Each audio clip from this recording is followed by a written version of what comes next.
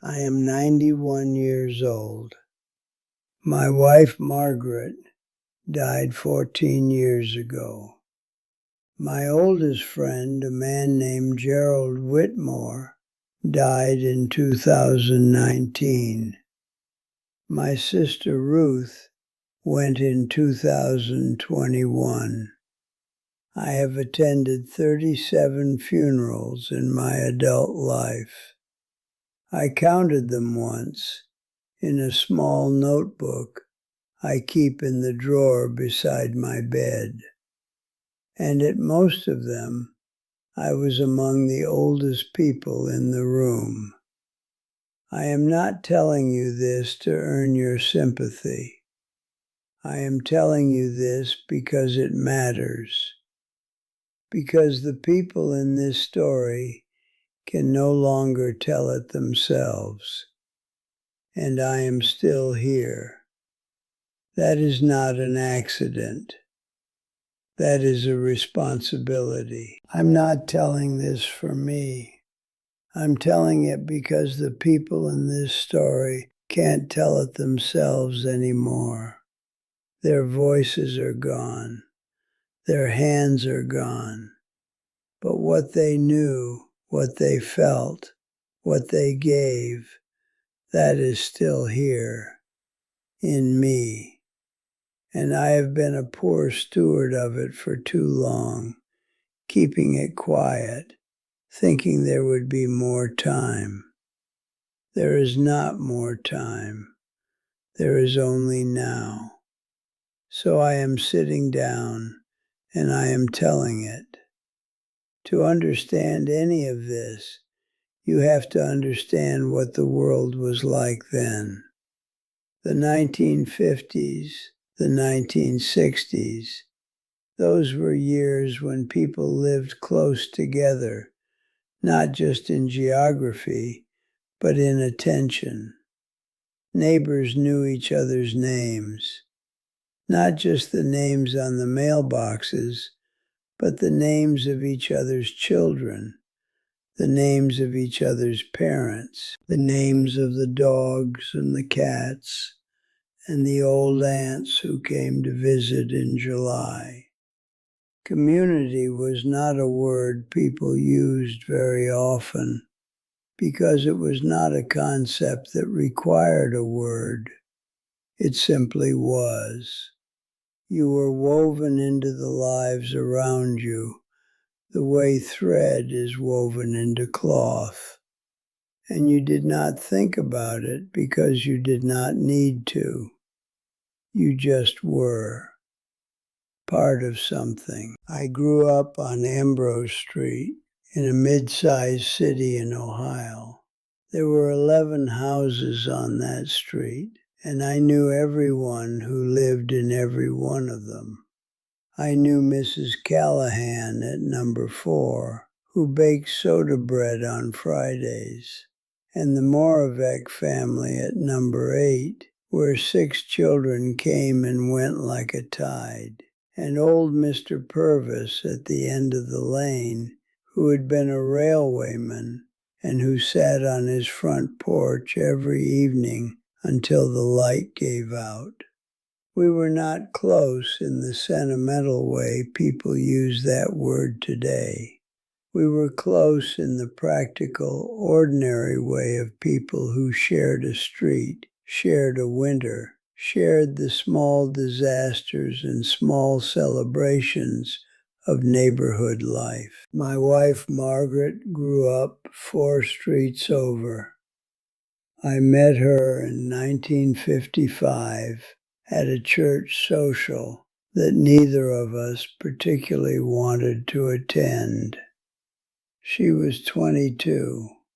She was wearing a blue dress with small white flowers, and she was standing near the punch bowl, looking entirely unimpressed with the proceedings, which told me everything I needed to know about her. We spoke for nearly 2 hours that evening about everything and nothing, about books, about her father's illness, about a film we had both seen and held completely opposite views of.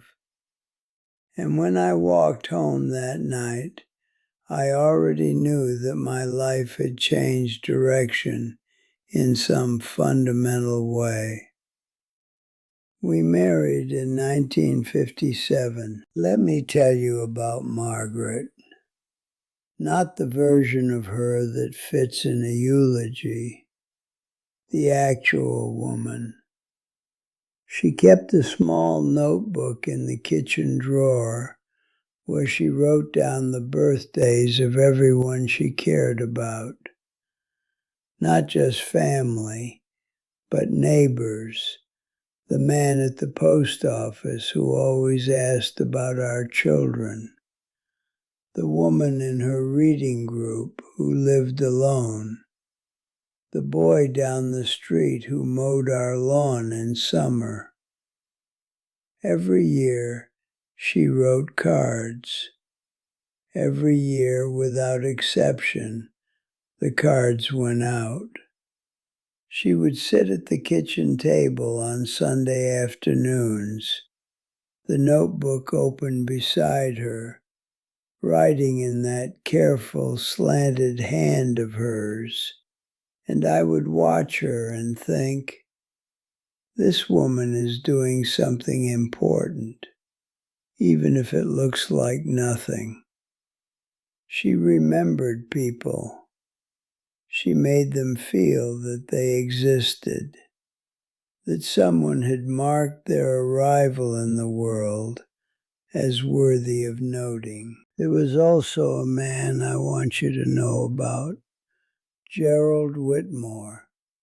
I met Gerald in 1961 when we both started working at the same firm on the same week in September. He was from Georgia originally, though you would not have known it from his speech by then.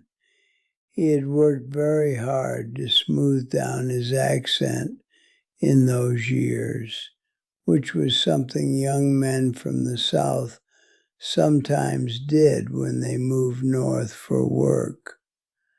Not because they were ashamed, but because the world was unkind in very specific ways to specific sounds. Gerald was the most quietly intelligent man I have ever known. He read everything. He could talk about nearly any subject with genuine knowledge and genuine curiosity. And he had the rare gift of making you feel, when he spoke with you, that your thoughts were worth hearing.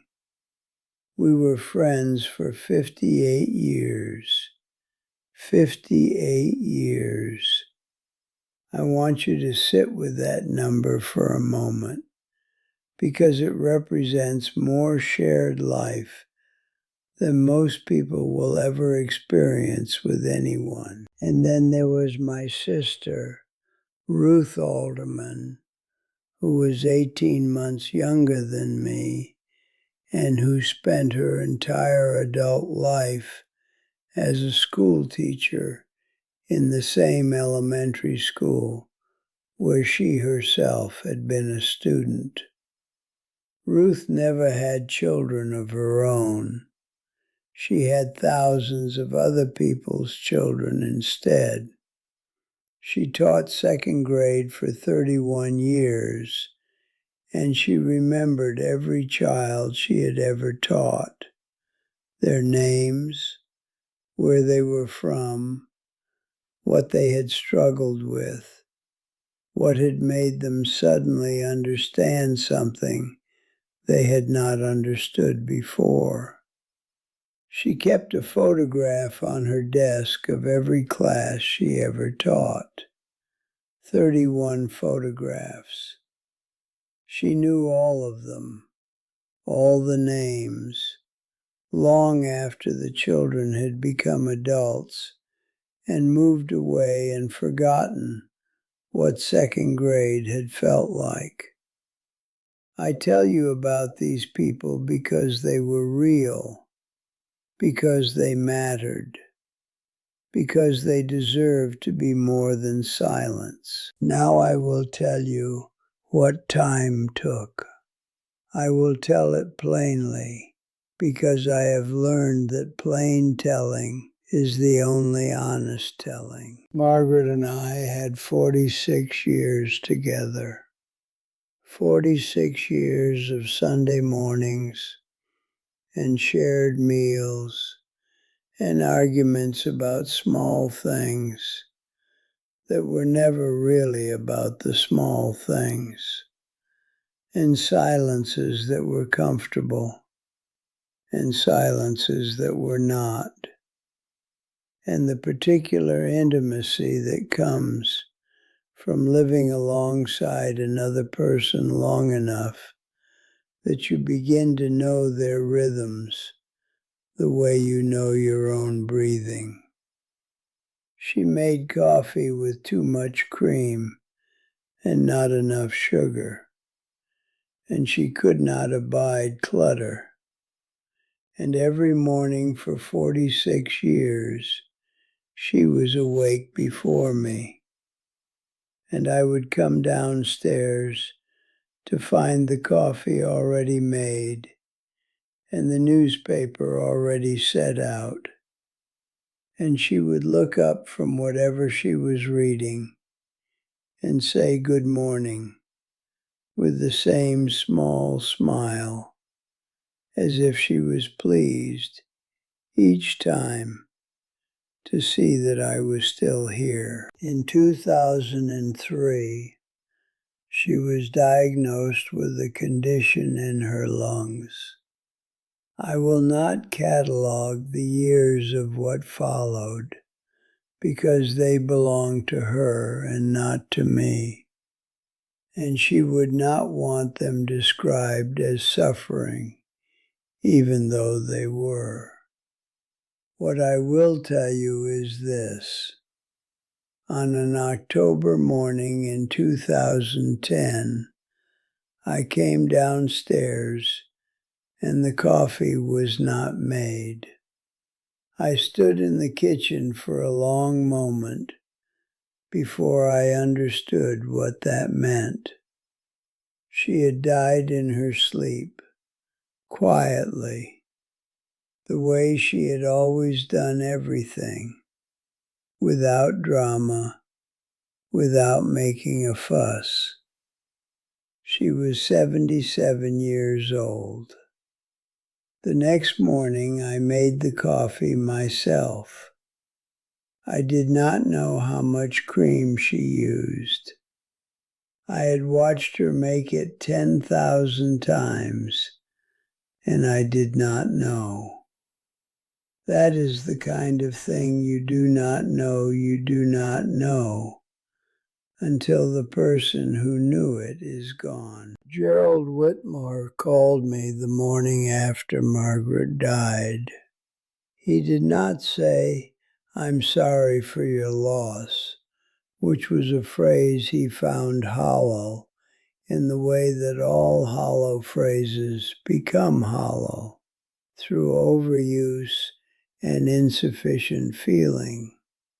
What he said was, "I'll be there by noon." And he was.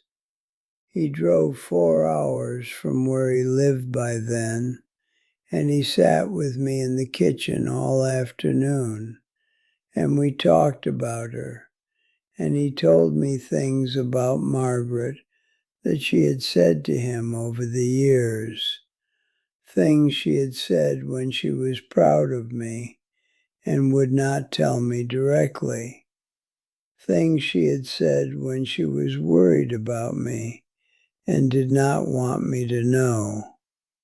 He gave me her back for one afternoon, more fully than I had held her while she was alive.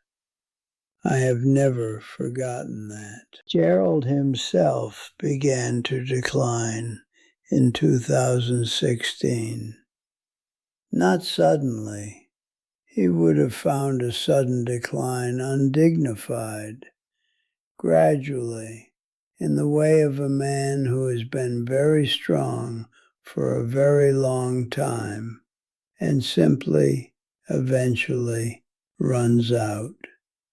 He died in February of 2019.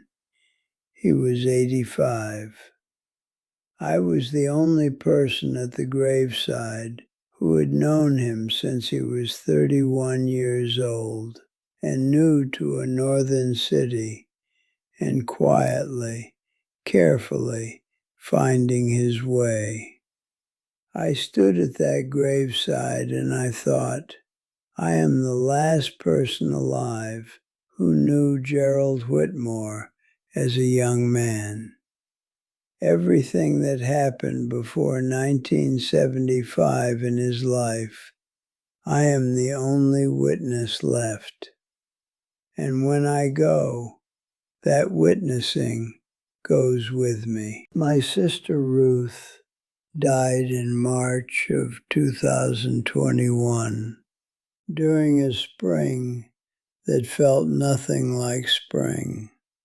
She had been well, and then she had not been well, and then she was gone, the way the old sometimes go, as if the body simply concludes its business and steps aside. She was 87. At her memorial, a small gathering because the world was still being careful with itself in those months, her former students sent cards and letters from all over the country. I read every one. They remembered her.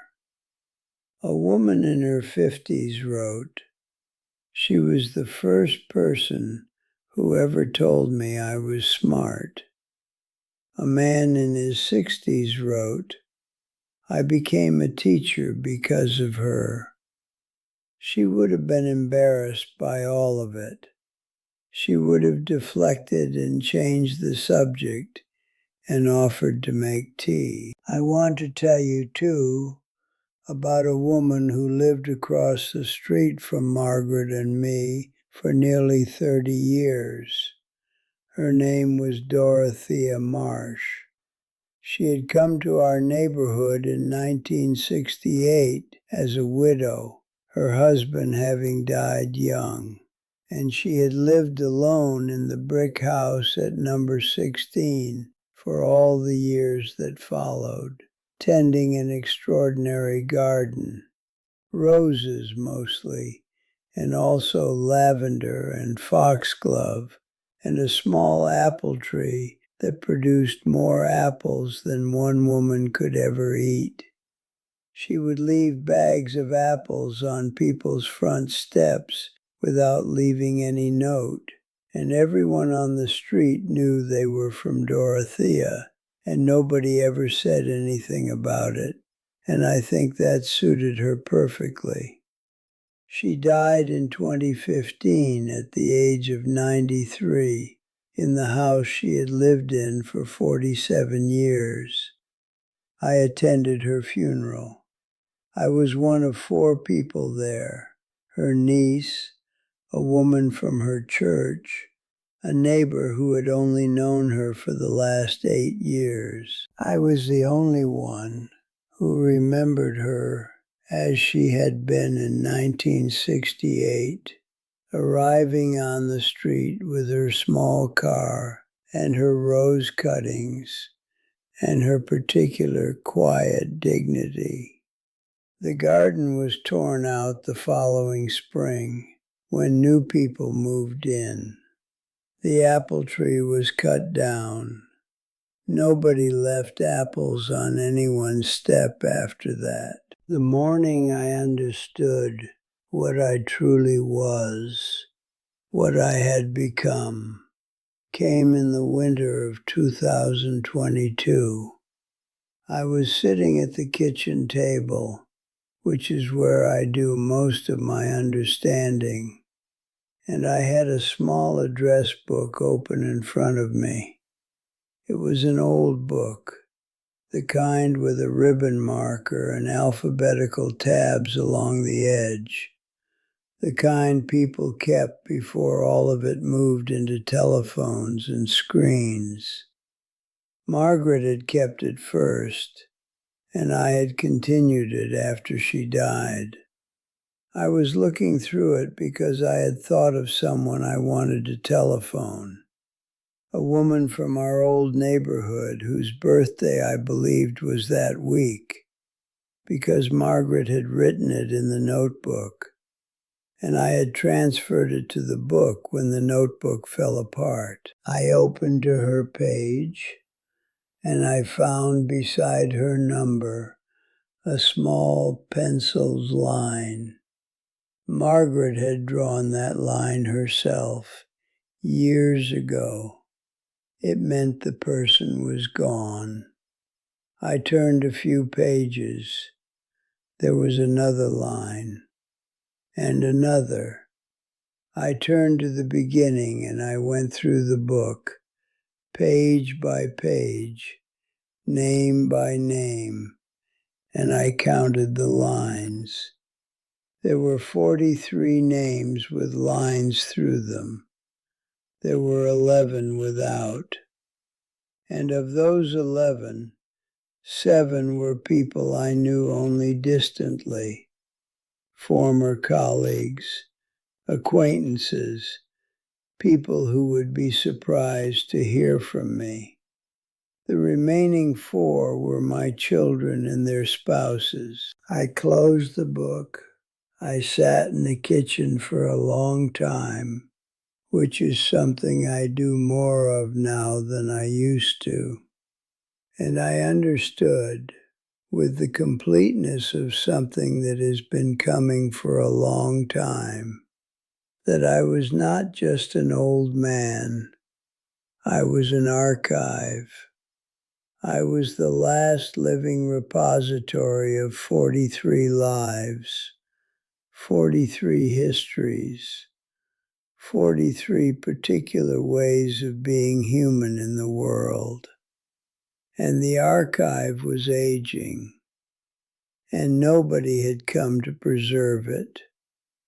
It was not grief. I had done grief. I knew what grief was, the sharp early grief, and the long, slow, worn-down grief that becomes simply the shape of your days. This was something else. This was the understanding that forgetting is the second death, that a person dies once in the body, and then dies again, more finally, when the last person who knew them stops remembering. And I was, for so many of them, the last person. I am 91. I do not have forever. The hardest part is not the absence. The hardest part is the fading. You lose someone, and for years afterward you carry them whole. Their voice, their laugh, the particular way they move through a room. You can close your eyes and see them. You can hear them. They are present in the way that memory can make the past present. But years pass, and you begin to forget the sound of the voice. You remember that they laughed, but not exactly how the laugh sounded. You remember the way they stood in the kitchen, but not the exact quality of the light on a specific afternoon. The details begin to soften, and you know it is happening and you cannot stop it. And that is a kind of grief that does not have a name. My wife, Margaret, She liked the smell of libraries. She liked the particular silence of late Sunday afternoon, that hour before evening, when the light goes amber and everything slows. She laughed at things that were genuinely funny, and she did not laugh at things that were not. And she had no patience for people who laughed out of social obligation. She always said, and I have been saying this to myself for 14 years now, trying to keep it exact, trying not to let it wear down in the telling. She always said that the greatest kindness you can give another person is to pay attention to them, not to agree with them, not to flatter them, to actually pay attention, to notice what they care about and remember it, to let them know by your attention that their existence is registered somewhere besides themselves. She did that for everyone. That notebook in the kitchen drawer, every birthday, every year. She remembered people. She marked their days. She let them know they were real and that someone was paying attention. I am telling you her name. Margaret Ann Ellison, born 1933, died 2010. Because if I don't, she becomes 2 dates and a dash on a stone in a cemetery that my children visit less and less as the years go on. She was more than a dash. She was more than anything I can say here. But this is what I have: words and time, and the willingness to sit in this chair and tell you.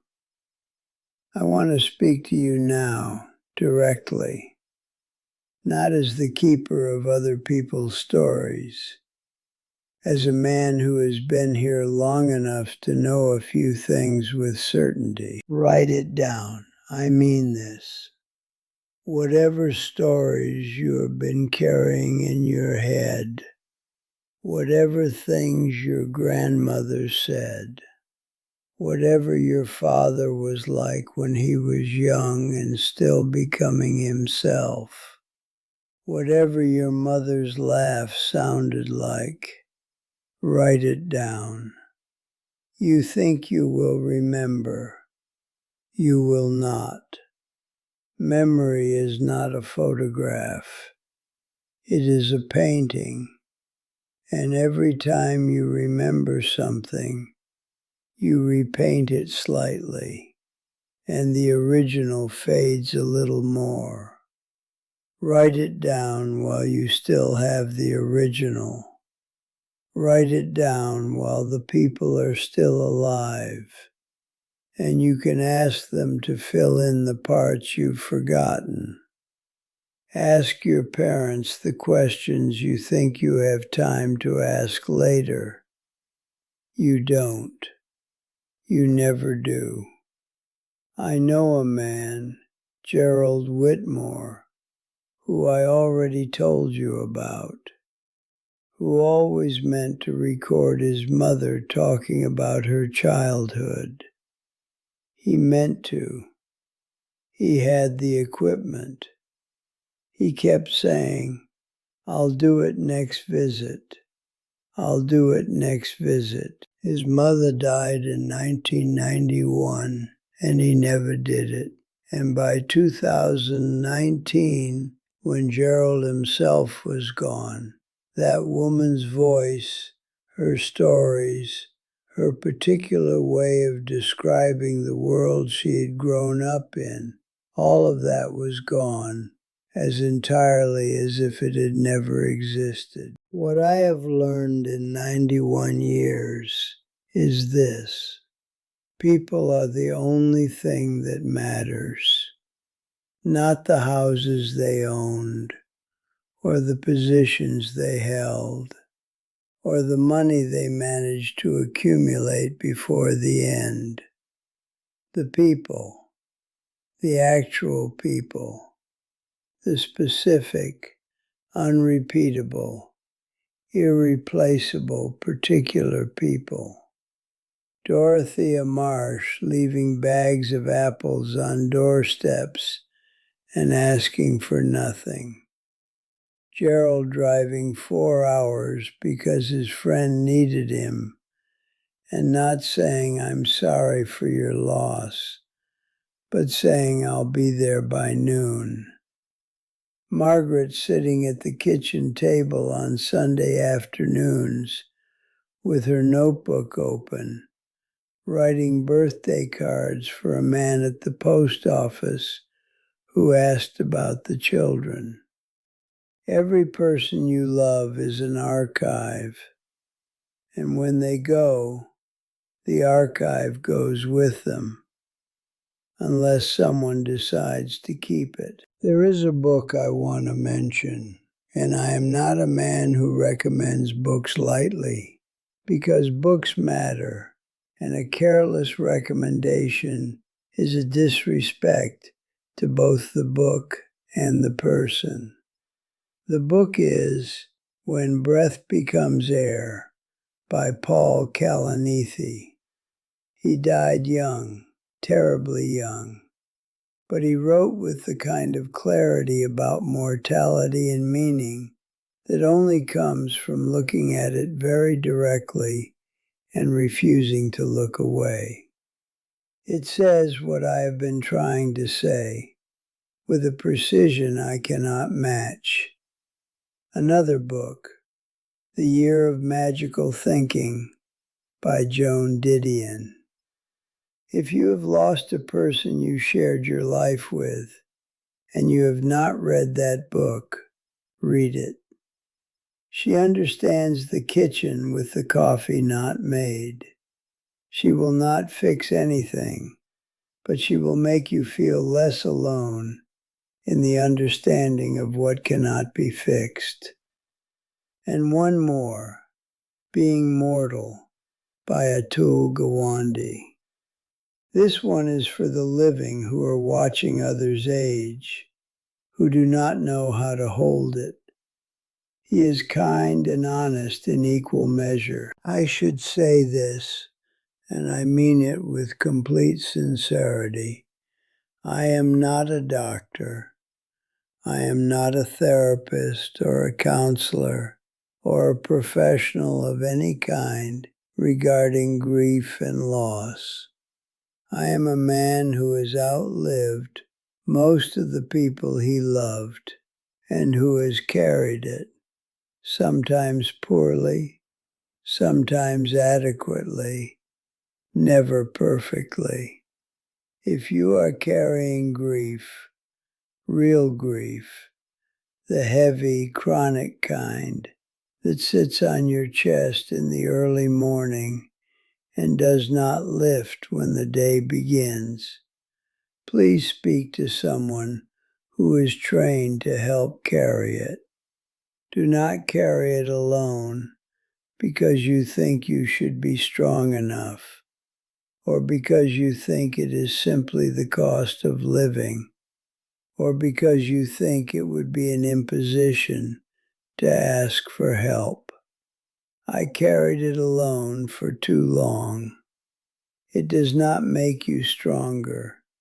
It makes you quieter in ways that are not always healthy. Speak to someone. That is not weakness. That is the wisest thing I could tell you. I am 91 years old. I wake up every morning, and the first thing I do, before the coffee, before the window, before anything else, is I remember them. Margaret, Gerald, Ruth, Dorothea. That is my work now. Not building anything, not running anywhere, not proving or achieving or accumulating, just remembering, holding the names and the details and the specific gravity of each life, and tending them the way Dorothea tended her roses, not because anyone is watching, not because there is a reward for it, but because they deserve to be tended. If any of these names stay with you, Margaret, Gerald, Ruth, Dorothea, then they lived a little longer today than they did yesterday. That is what I am doing here. That is all I am doing. And it turns out that it is enough. It is perhaps the most important work I have ever done. There are more names, more stories, more people who lived fully and are remembered by fewer people each year. I will come back to them. I am not finished.